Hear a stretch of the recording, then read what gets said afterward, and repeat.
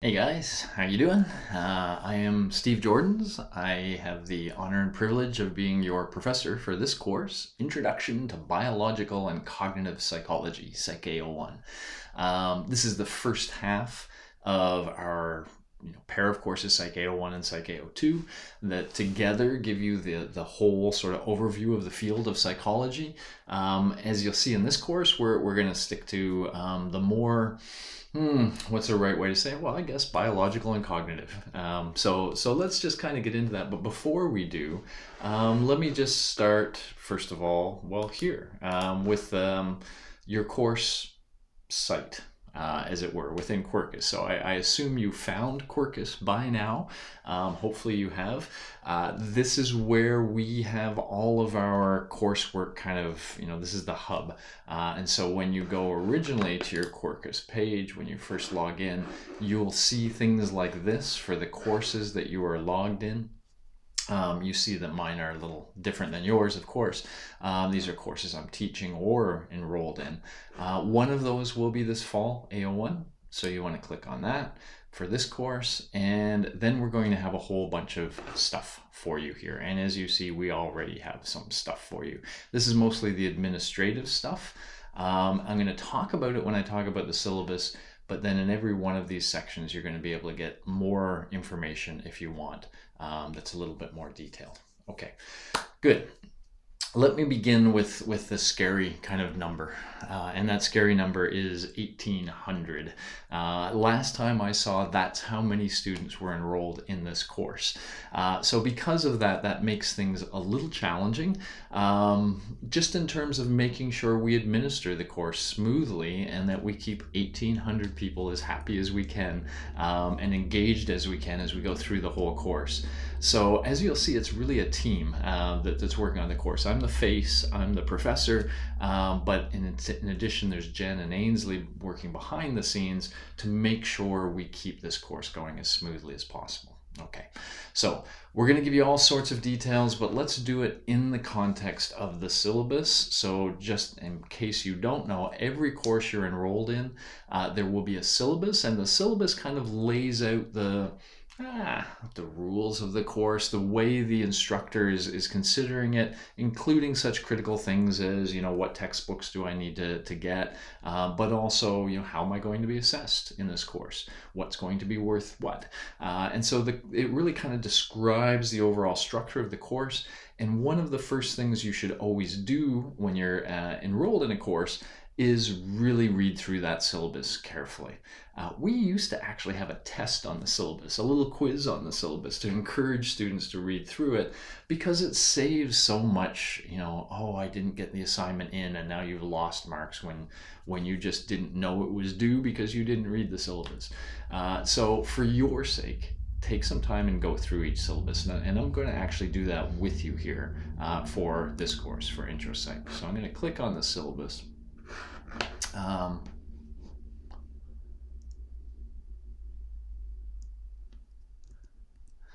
Sorry, I just got a confusing email there. How do I join the virtual meeting? There should not be a virtual meeting now. I'm confused. So at any rate, here's the syllabus. So I'm going to walk you through it. Now, first of all, I'm going to get this picture switched. I don't know when this picture was taken, but this is me now. And sure, I'm sort of similar, I guess. But I'm also older, and I don't want to false advertise as a young man when I'm not really. So here we are. Here's the course syllabus itself. So this is me. Now, first thing first, notice that for all of us, our email address is going to be this one, PsyA01.UTSC@utoronto.ca. We really prefer that you interact with us using that email address. That will go initially to Jen, and Jen will make sure it goes to the right person from there, and she will make sure we follow up. And that's the big difference. If you email me directly, you can find my email address online, no problem. But if you email me directly, you're going to go into my queue of hundreds of emails a day. I may or may not respond right away. I would try to, but sometimes I miss things, and if I miss them, they disappear. If you use this email, Jen will make sure they don't disappear. And so that's the real purpose of using it. Plus, it allows us to collect all of the course-related email into one spot, okay? So the way things will work is if you're asking and you have a question about the course material, you'll get bumped to me, and I will be the one to respond to you. If you're asking something more about grades or administration of the course, then it may be either Jen or Ainsley that answers you. So that's why we like this one course. You use that one email, let us decide what to do with it from there. Okay, cool. So if you want to contact me, use that. Also, I have regular office hours. There will be every Monday morning, 10 a.m., and every Thursday afternoon at 3 p.m. I know some of you are all around the world now, so I tried to pick 2 times at sort of different points in the day so that hopefully one of them works for your time zone wherever you are. We are now using Zoom to do our office hours. And so here is the Zoom link you would use during that time to connect to the meeting, and then I will be there. A word on office hours. I really want you to go to office hours. I think this is a chance for you to interact with other students and to interact with me, and it's a chance for us all to be human beings, not just people in some digital course. And so I highly recommend you go, and I'd like you to know you don't need to have a question in mind to come. What typically happens is we get a group of regulars, so to speak, and then some people that come off and on, and we kind of hang out and chat about stuff. And we always stop and say, hey, is there any course-related questions? So if anybody has course-related stuff, and they get first priority, we answer those questions. But if there's not questions, we just talk about psychology generally, and you can come and just be quiet in the background, lurk, as they say, and listen, at least until you feel like you have something to say. So I'd like to encourage you to at least try one of these office hours. Come by. I think you'll feel it's comfortable, and I think in the end you might feel it's really valuable. It's really interesting. I really like these office hours. They're kind of my human connection, twice a week. So I would love some of you to be there. Okay. I've mentioned Jen and Ainsley. We're going to do a separate little video so I can actually introduce you to Jen and Ainsley, because you need to see people's faces to kind of know who they are. So we will do that separately, but yes, they are going to handle the administrative side of the class. So I handle the psychology, the content, and answer any questions you have about that. And then they handle all of the grades and the assignments that have to be due and all the stuff around that. Okay, and so they're there for that. Again, for course questions, yes, come to office hours or send an email. All right. Communication policy in general. So we use announcements heavily. We will be communicating to you through these announcements. Now, if you haven't already, you should download the Canvas app. Canvas is a learning management system. It's what this really is. We call it Quirkus, but we've just sort of branded it Quirkus. It's really something called Canvas. So if you download the Canvas app, you should be able to connect to your courses through that app, and you should be able to set it to have notifications so that when we post an announcement to the class, you get notified about that announcement. You would like that to happen. At the very least, you want to check those announcements on a regular basis, but if you can have them pushed to you, all the better, because this is the one way we know we can talk to all 1,800 of you, right, is by pushing an announcement out there. And so we sometimes communicate very important information that you need to know. Sometimes these things are sort of time critical, so we do ask you to stay on top of those announcements. That's mostly how we will communicate to you. In fact, sometimes even when you ask me a question, if I think it's a question that a lot of students will have, I will answer your question in an announcement. I will post an announcement that says, one of your peers asked the following question. Here's the answer. So sometimes I will even answer your questions via announcements and not via email, so that I can share it with everybody. Okay, cool. Now, from you to us. Yes, again, office hours, as we mentioned, this email address. I'd like to add one other point to this. I would like you to think of your university existence I would like you to think you've just sort of walked through a portal of a sort, and you had your high school kind of life, which was probably very social and very etc., and you're going to have some of that here in university. But to a large extent, this marks the beginning of your professional life. People are going to potentially, when you graduate from university, you're going to go into your job for your life potentially, or go on to graduate school or other things. And it's time now to start thinking of that life and start behaving in a way consistent with that life. And that means things like when you're sending emails, use a more formal structure, use a more professional approach. Don't say, "Hey Steve, how's it going?" or "Hey Jordans, what's new?" I'm cool with all that. I don't mind all that, but I don't think it's good for you. I think what's much better for you is to have a more formal, structured approach, as though you were interacting and with somebody in a work environment, for example.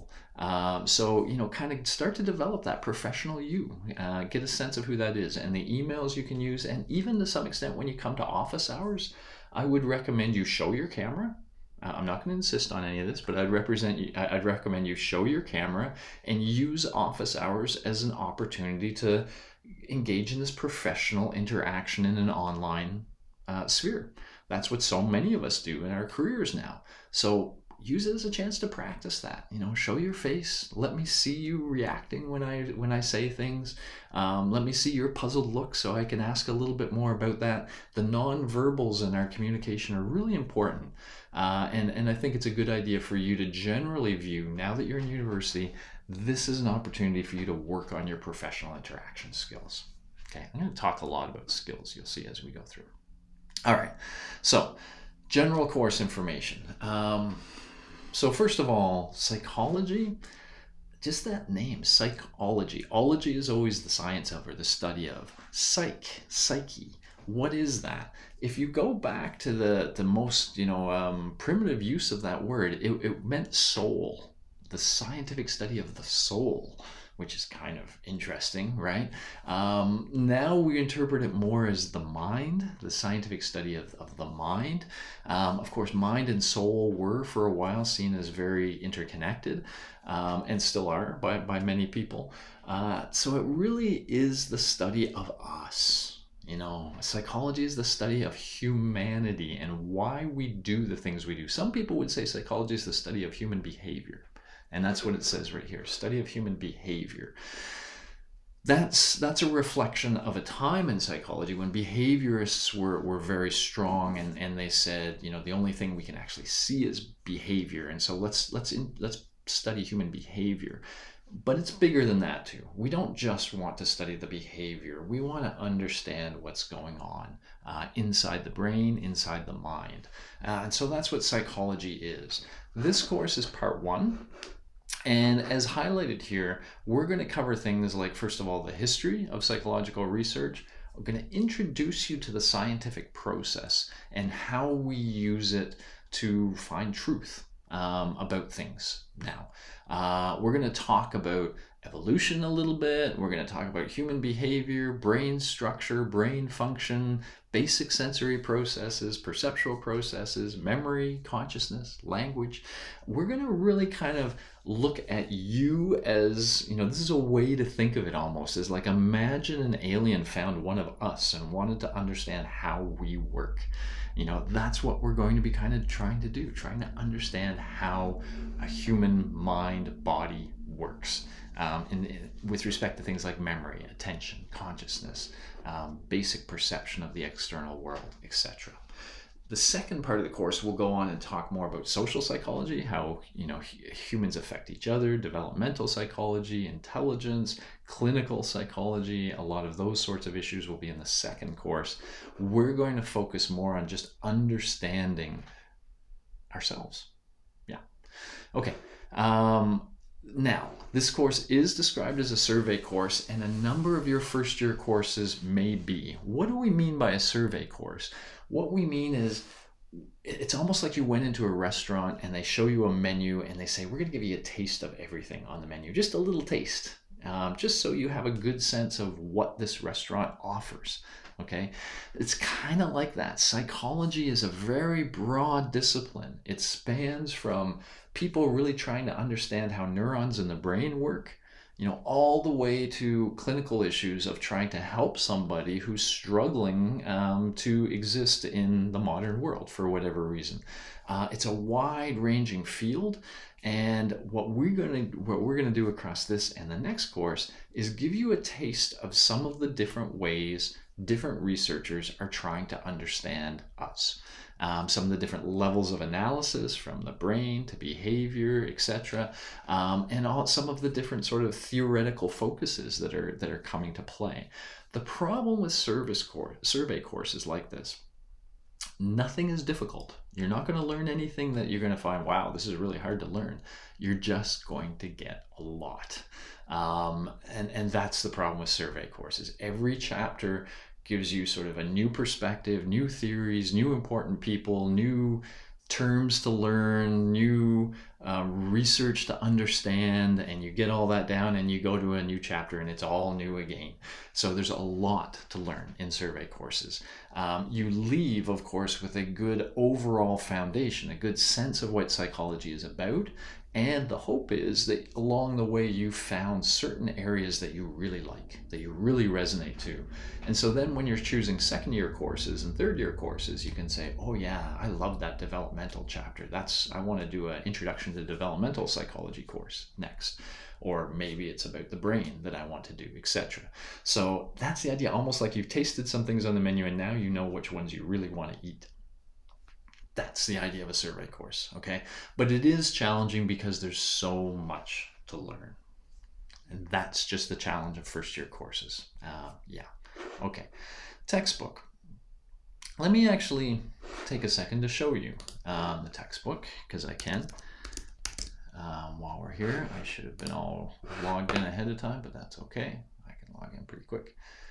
Well, we're here already. Are we here at the right place? Fall 2021. Yes. So this is what your textbook is going to look like. You'll click on, I'm just going to reduce this. Why is there... Okay, these are just grayed out. This is what you'll do in PsyA02, but these are the ones you'll do in PsyA01, the ones that you see in yellow here, or orange, I guess it is. For any one of those, any one of these chapters, you can click on it and you'll see a number of things. The important thing is this. There's a glossary. So any terms that are used in that chapter, let's just click on this. Any terms that are used in that chapter, you can find those terms easy enough. So if you want a definition of those things when you run into them. But we're going to look at the reading assignments. And here's how things work. It's a different reading experience. The book is online. Now, what that allows us to do is embed and create a more interactive experience. So you see here I am already, lecture 1.1, right in the textbook. So you can actually click on this, and if you want, you could make it full screen if you really wanted to be a sucker for this. Eventually I'll show up. Here I am. Hey, you found me. Here we are inside the Top Hat platform. Yeah. You can find these lectures embedded, and then you'll also find right after the lectures questions. You're continually going to be asked questions about what you read or what you saw. So it'll be an interactive where you read a little, answer some questions, read a little more, see some stuff, answer some more questions, read a little more, answer some more questions. Oh, here's a lecture from Steve. Watch the lecture, answer some questions about that, read a little more, etc. So it's a much more interactive kind of experience than a traditional textbook reading thing is. And it's kind of cool that way, I think. I'm a learning geek. I'm an educational psychology guy. That's what I'm kind of all about. And so this involves a lot more active learning. And for most students, this is a much more engaging way to learn the material and interact with it. Now, let me actually mention something since we're here. We started using this platform just before the pandemic, but we used it throughout the pandemic. And during the first, like a year ago, fall, was it a year ago or even the summer? I'm not even sure now. Time has flown. But that's when I created these lectures and embedded them. And I did it just because it's a nice way to kind of lecture. It's like I'm reading along with you, that I read along with you and then I tell you a little something extra. And so these lectures are not 50 minutes like a typical lecture would have been pre-pandemic. These are shorter little bits that I'm kind of giving you as we go. The total number of lectures is probably, the total amount is probably about the same, but it's broken into little chunks as you go through. And I think that works a whole lot better. A lot of students like this a whole lot better. So that's how things are going to go. That everything's going to kind of be from this textbook where we're expecting you to read along. And let me give you a sense of rate, by the way. We cover 2 chapters every 3 weeks. So, so a week and a half per chapter is a way to think about it. And so that's the rate you want to read. And we're going to go right from chapter 1 through chapter 9. So anytime you want to start reading, start reading. As soon as you can get hooked up to this, start reading and start going. And you want to be through chapters 1 and 2 after 3 weeks of school. And you want to keep that sort of rate. What you will see to kind of encourage you to do that is your answers to these questions count towards your mark. You'll see this in a moment. Not a whole lot, but they count. And so the idea, and they have due dates every 3 weeks. The next 2 chapters are due. And so this is meant to encourage you to keep up with your reading and to keep up and answer those questions as you go. And that's the idea. So let me jump back to the syllabus because we've kind of gone through a little bit here, and let's jump back. So you now see the textbook is this online platform called Top Hat. There are no physical copies of the textbook available, but you can get PDFs after you purchase if you really want something like that. Okay. This is Ainsley walking through how to go ahead and purchase the textbook. Okay, and so just read this carefully and follow this step by step, and everything should work fine. If it doesn't, email PsyA01.UTSC, etc. And this is a great example of where we'll figure out how to sort that and get back to you right away. Okay, so that's how you get access to that textbook. Notice once you have access, by the way, I think you have it for a full year. It'll cover both A01 and A02. It's financially a very reasonable option for you. It's not nearly as expensive as buying a hard copy textbook for a course. This will do you for 2 courses, and yeah, students like it a lot. Now you've seen these lectures are going to be directly embedded in the Top Hat platform, just as you saw. Now, I will mention these lectures are from the past, and there may be some allusion to the past. I was flirting with the idea of, do I re-record every one of those just to update it when, it's pretty much updated anyway. You'll just notice that my hair is a little different and things are a little changed, yeah, I don't know. Maybe I'll refer to COVID stuff like it's the beginning of the pandemic, because it was in those days, whereas goodness knows where the heck we are now. But other than that, all of the content and everything I cover is perfectly fine. So I ended up deciding I would keep the lectures that are there. They do the job perfectly fine, I believe. I may add some optional fun live lectures, maybe. Thinking about that. Depends how the term kind of boils down. But if I do that, you won't be responsible for them for marks. Everything you're responsible for are those ones in the Top Hat book. Okay. All right. What are we trying to do here? We always talk about learning outcomes. We're really trying to give you the sense, by the way, and let me be clear, we assume no previous knowledge of psychology here. We assume you know nothing about psychology. I know some of you have. Some of you have taken some psychology in some course context, but we're assuming you don't know anything.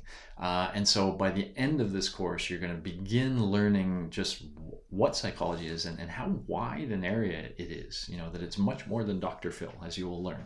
And that's going to continue in PsyA02. You're going to learn some of the basic fundamental research in a number of different areas of psychology. That'll introduce you to those areas, but it'll also lay down what we call your foundational knowledge. You'll understand those basic findings that every psychology student knows about. You're going to receive a lot of practice thinking critically and creatively. So we're going to try to exercise your critical thinking, your creative thinking, your communication skills, and your awareness of the quality of your own work. You're going to see we use some special approaches to try to promote this sort of thinking and develop this sort of thinking in you. And we certainly hope you're going to have a good understanding of the scientific method and how science arrives at truth. And so that you'll be able to really have a good feel for that. Okay. How are we going to evaluate you through this course? Well, there will be a couple of little modules, and these are things we just want you to go through because they for us make an important learning point for you. So the first one will be on academic integrity.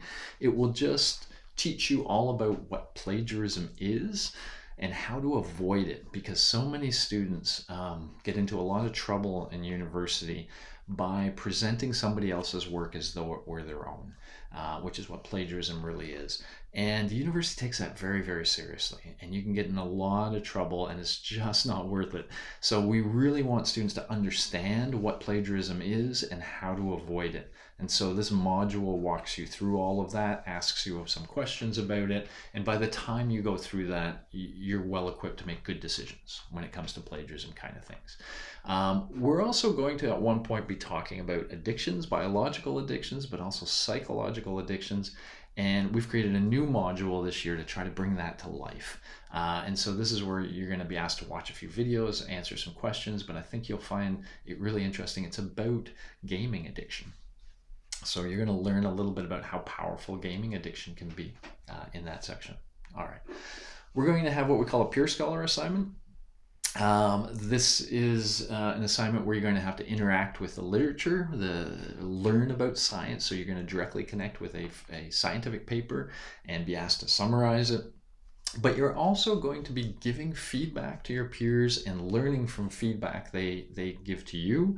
And so this is where we're going to do a lot of that critical thinking, creative thinking, communication skills, etc. So this will be a relatively big part of the course, worth a good chunk. As you see, 15%. This is where we really work on your writing and thinking and that kind of thing. At the end of the course, there's going to be what we call a work integrated learning activity. Specifically, I'm going to challenge you guys to produce public service announcements that basically I'm going to ask you to be the voice of the homeless population. We're going to learn a little bit about homeless people in Toronto, and we're going to try to educate the general public a little bit better about this issue.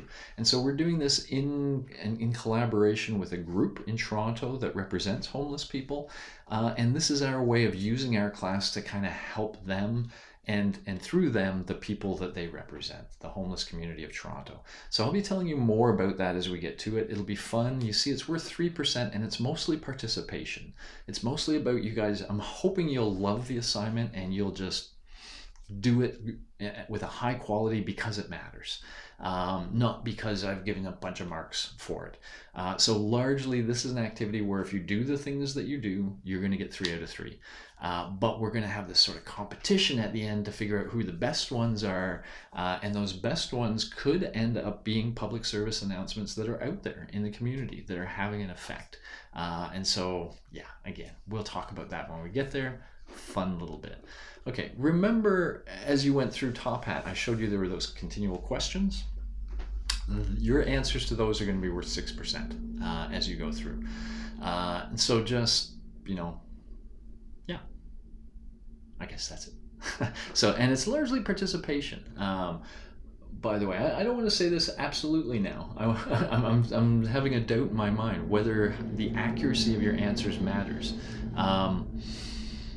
when it says participation, I don't think it does. So I think what we're looking for here is that you are answering those questions as you go through, that you are engaging with the textbook in that way. And as long as you're doing that, I think you're going to get your full marks. I may want Ainsley or Jen to chime in on that and make sure.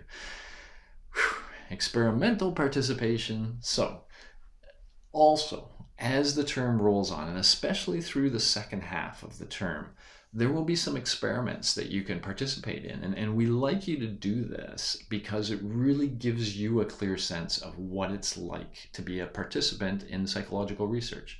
You're going to read about all this research, but it's something else to actually be involved in it and to be able to ask the researcher questions about what they're doing, etc. And so we have up to 4%. And the way that works is you get 1% for every hour you spend engaged in research. And so you can sign up for studies using something called SONA, and you can sign up for these studies, you participate in the research, and you earn this amount. And you can earn a full 4 out of 4 by participating in research. Okay, you'll learn more about that as the SONA system comes online. We'll talk to you a lot more about how that all works through announcements and stuff. Okay, so these are like sort of little bits and pieces, although the Peer Scholar one's a pretty big bit in there. The main stuff, of course, will come through 2 exams, a midterm exam and a cumulative final. So the midterm will be on the first 4 chapters. The final will be on all 8 chapters, although mostly on the last 4. So it'll probably be something like 75% on the last 4 chapters, 25% on the first 4, bringing those back. I believe in cumulative finals. I believe that by the end of a course, you should know everything you learned in that course. So that's what the cumulative final is all about. These are going to be multiple choice exams. They are likely going to be given through Quirkus. You guys have probably, if you're brand new to the university, I guess many of you are. So maybe some of these will be your first exams, but they're all done online. We'll give you an exact idea of how that works when we come closer to the exam itself, as well as a lot of details about how the exam is constructed, etc. Yeah, and there'll be the midterm and the final, and that's essentially the course. And so again, yeah, the challenge of the course is learning all of this material at a deep level so that you can do well on these exams. Okay, now the remainder of the syllabus is just a little bit more detail on all of those sections. And remember also when I showed you some of the other sections that already existed in Quirkus here, they have even more detail on some of these. So you can go ahead and read through all of these to get the specific information. There's also at the end here a little bit of just information about how we deal with missed term work and various other things. If you have accommodations of some sorts, if you're registered with accessibility, or if there's time zone conflicts, etc. So you should read through all of that to see if any of that applies to you. And then this technical issue. So let me just be clear. 1,800 students. We use a lot of technology in this course, from Peer Scholar to various other things throughout the course. And some of this technology stuff has due dates associated with it. So there's always a potential with technology that issues arise. They can arise on our side, they can arise on your side. If they arise on our side, they're our problem, and we have to make it right. So if something screws up on our side, it's up to us to make it right. If something screws up on your side, well, be careful. Do everything you can to make sure you're covered in case it does. So things like if you have written assignments, back them up in a Google Doc. Make sure that you give yourself enough time. The biggest thing we find is that people wait too late and they're right up against the due date time in Peer Scholar, and they're frantically trying to finish their essay, and then they didn't get it submitted in time, or they say they did, but it was right on that. Just give yourself a little bit of time. Pretend that the submission deadline is half an hour earlier than it is, or an hour earlier than it is, so that if anything goes wrong, you have time to kind of, problem solve. and troubleshoot. What do you want to do by problem solving and troubleshooting, by the way? If you're running into any issues, always try using a different browser. If you have a different browser, if you have a different device available to you, try that as well. Those are often quick fixes. Sometimes it's just your technology or your browser that's too old or whatnot. So sometimes it's a quick fix to change things like that.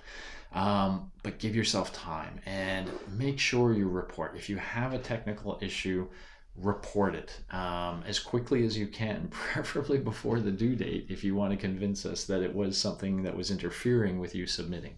Okay, so at any rate, read through this a little bit more. There's a little bit more information about technical issues there. There's information about accessibility, information about academic integrity, personal integrity. There you go. Plagiarism. So it goes on for a while, but I think and I hope that will give you an overall sense of the course. Again, primarily what you want to be doing right now is getting access to Top Hat and then starting to read, starting to go through these first 2 chapters. That's your primary task at this point in time. Okay, and come to office hours. I will have my first office hours Thursday of this week. If you want to know when, again, remember, always Syllabus has a lot of information. Thursday 3 to 4. How do you do it? You go here. So I'm hoping to see some of you guys this Thursday at 3 at office hours. And if you have any additional questions, bring them to me then. There may be another quick little video with this one underneath where I introduce you to Jen and Ainsley. So otherwise though, good luck. I will be in touch all through the course. You'll get tired of seeing my face at times, but I really look forward to teaching in this course and having a great term ahead. Alrighty, later guys, bye-bye.